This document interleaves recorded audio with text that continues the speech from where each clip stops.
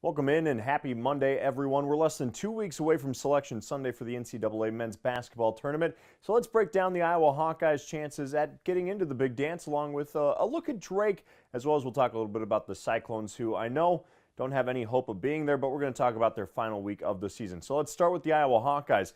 I'm slotting them as a 3 seed, possibly the last 2 seed as of right now.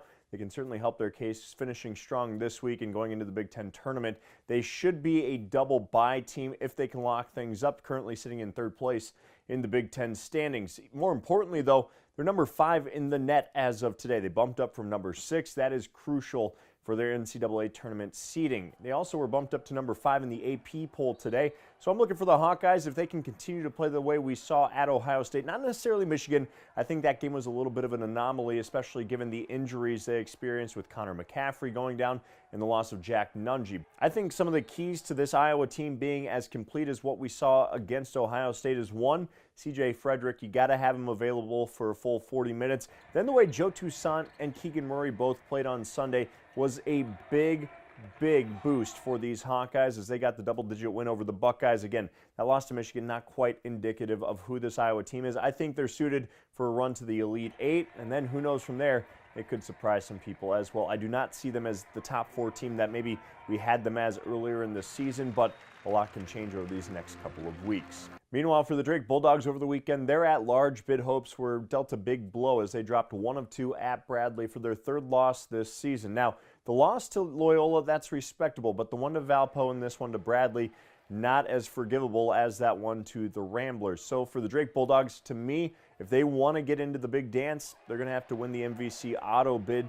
by winning the entire conference tournament. That actually gets going later this week. To do that, though, they're going to have to navigate through this bracket without Roman Penn. Tank Hemphill might be available come tournament tip-off time, but who knows? But if anybody can navigate through it, it's Darren DeVries. He's proven that time and time again. This Drake Bulldogs team will be motivated as they enter Arch Madness down in St. Louis. Lastly, the Iowa State Cyclones. I know they're not destined for the big dance, and that's all right. They're trying to avoid going winless in conference play for the first time since 1937. Steve Prohm has talked at length about how he understands the results are not what people expect, and certainly not what this program expects, but he's looking for the positive as he hits the final week of his regular season as they take on Texas, Texas Tech, and Kansas State. The biggest positive to take away, the resolve of this team. I'm extremely proud. I thought we played really hard, last 25 minutes especially.